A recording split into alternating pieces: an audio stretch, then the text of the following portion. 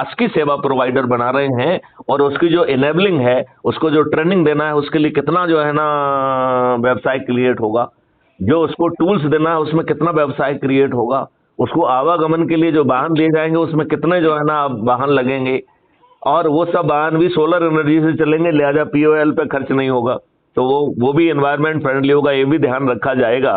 अब आप मुझे बताइए कि भारत का सबसे गरीब व्यक्ति शासकीय सेवा प्रोवाइडर होगा, और उसका भुगतान जो है, उसको जो वेतन मिलेगा वो रेवेन्यू स्ट्रीम के माध्यम से मिलेगा, जिसका बोझ जो है शासकीय खजाने पर जीरो होगा। क्यों? आपने 2-3 पॉइंट बोले इसमें जी। एक तो आपने बोला है शासकीय सेवा प्रोवाइडर हो जाएगा, करेक्ट। इसका आशय क्या है? इसका आशय ये है कि हमारा सिस्टम बताएगा कि भाई साहब आप कहाँ पे सेवा देने वाले हो, राइट? तो देखिए, पहले तो क्या क्या सेवाओं की जरूरत है, और सेवाओं की जरूरत समय के नहीं, यहाँ सवाल आता है शासकीय सेवा प्रोवाइडर। हाँ, क्योंकि हम उसे ये फीलिंग देना चाहते हैं कि वो किसी का नौकर नहीं है। नहीं, तो रिस्पॉन्सिबिलिटी किसकी? शासन की। रिस्पॉन्सिबिलिटी शासन की होगी। इसके लिए छोटी छोटी कंपनियां बनाई जाएंगी, और उस कंपनियों के मामले में शासन क्यों रिस्पॉन्सिबल होगा? क्यों? क्योंकि सोच जो है शासन की है, क्योंकि वो कंपनियां शासन के अधीन होंगी। क्या ये सोच शासन ला रहा है? मैथिली शरण गुप्त यही तो कह रहे हैं कि यदि आप नहीं सोचोगे तो हम सोचेंगे और हम शासन बन जाएंगे। यदि माननीय नरेंद्र मोदी जी सोचेंगे तो उन्हें 500 पार करा देंगे, और यदि माननीय नरेंद्र मोदी नहीं सोचेंगे और 9 दिन के साधारण उपाय से यदि हम 100 करोड़ हो रहे हैं। आप बहुत बड़े प्रशासनिक पद पर रह चुके हैं, और आपने वर्किंग को अपने जीवन में बहुत करीब से देखा है जी। हम अगर किसी बड़े मिशन को जन्म देना होता है जी, और खुद हमारे मानस से निकली हुई चीज होती है जी, उसके नफा नुकसान पर हम लोग खुद चिंतन कर लेते हैं जी, तो उसका क्रियान्वयन हमारे लिए इसलिए आसान है कि हम फाइलों में कैद होने वाले व्यक्ति नहीं हैं। करेक्ट, बिल्कुल सही है। ठीक है, लेकिन यदि हम शासन की ओर से नाम मात्र के खर्च पर या बिना खर्च के भी, नाम मात्र के खर्च पर या बिना खर्च के भी किसी योजना को आगे बढ़ा करके उसमें शासकीय प्रोवाइडर लगा देते हैं, तो वहां शासन की फाइलें दौड़ने लगती है। और जब शासन की कोई फाइल नहीं दौड़ेगी, एक मिनट, शासन की कोई फाइल नहीं दौड़ेगी। शासकीय सेवा प्रोवाइडर कहने के पीछे उसे सम्मान देना है। मतलब हम रोज एक मिनट शासकीय शब्द जोड़ कैसे सकते हैं? क्यों? क्योंकि सब कुछ शासन के स्कीम के तहत हो रहा है, बस इसलिए। नहीं तो पैसा तो जो है, एक मिनट, शासन स्कीम लॉन्च नहीं करेगी। आप बात नहीं कर रहे हो, हम ये कह रहे हैं कि ये स्कीम मैथिली शरण गुप्त के आग्रह के तहत माननीय नरेंद्र मोदी जी करेंगे। यदि माननीय नरेंद्र मोदी जी करेंगे तो 9 दिन के साधारण उपाय से जो हम 100 करोड़ हो जाएंगे, माननीय नरेंद्र मोदी जी को 500 पार करा देंगे। अब अपन मानते हैं कि माननीय नरेंद्र मोदी जी मैथिली शरण गुप्त की बात को ठेंगा दिखा रहे हैं, राइट?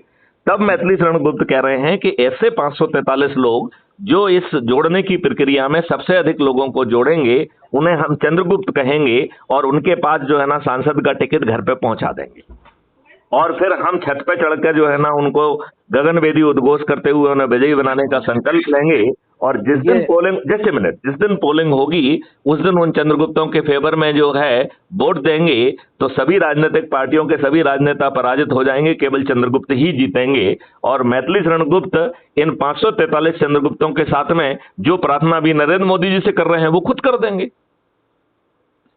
देखिए, जो आपकी बात है वो सैद्धांतिक रूप से 100% सही है, बिल्कुल। नंबर 1। नंबर दूसरी बात, सैद्धांतिक रूप से सही है, प्रायोगिक रूप से इसमें अड़चनें बहुत है, लेकिन परिणामदायी दृष्टि से अगर देखा जाए तो बिल्कुल सटीक है। तो बीच की कड़ी माफ कीजिएगा, बीच की कड़ी यहाँ पर रुकी हुई है प्रायोगिक। नहीं, कड़ी यहाँ पे टूट रही है प्रायोगिक। प्रायोगिक क्यों नहीं है ये बताइए ना मुझे, इसमें क्या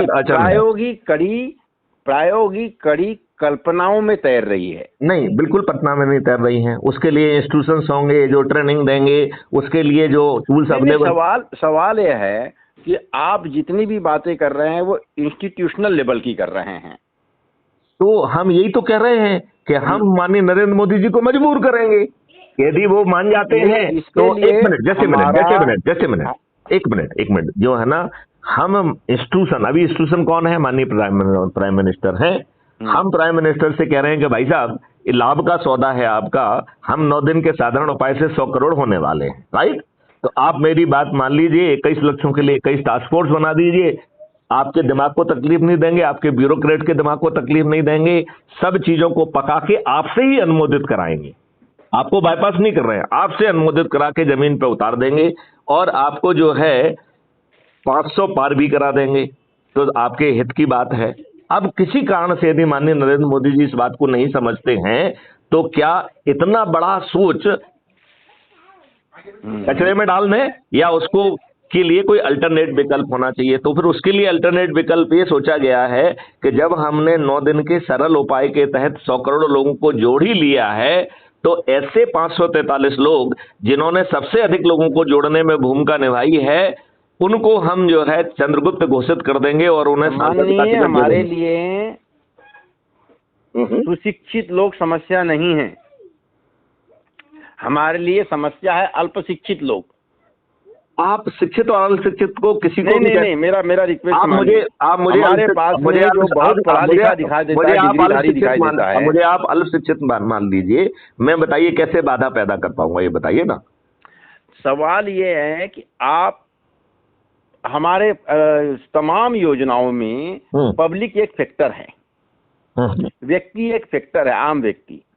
जब तक आम व्यक्ति हमारे साथ मुंह करने तैयार नहीं है, नहीं, लेकिन एक मिनट, यहाँ पे मैं थोड़ा सा आपको टोकते हुए, आपसे क्षमा मांगते हुए मैं ये बात कहना चाहूंगा कि जब सब कुछ लाभ आम व्यक्ति का ही हो रहा है, तो आम व्यक्ति को ये छोटी सी बात, छोटा सा उपाय करने में, यहाँ पर बहुत अच्छी स्कीम ला करके दो और उसको किसान सम्मान निधि में साल भर में 12,000 रुपए मिलने वाला है बोले, और 2,000 रुपए अकाउंट में उसके डाल जा रहा है, और उस अकाउंट के लिए या उसको जब संबंधित पटवारी और आदि से लिखा पढ़ी करने के लिए वहां से दूर 40 किलोमीटर जाना है, तो वो बिना भोजन किए दिन भर वहां पड़ा रहता है और वो उसके पीछे एनर्जी 2-3 दिन बर्बाद कर लेता है, लेकिन उसके किसान सम्मान निधि चाहिए। आपने बिल्कुल सही बात कही है। क्यों? क्योंकि आपके ऊपर गुलामों के नियम कानून थोपे हैं। यदि यही नियम उल्टा हो कि पटवारी जी किसानों के पास जाएं और किसानों जो ना, किसानों को राशि मिल गई, कहा ना कि सैद्धांतिक रूप से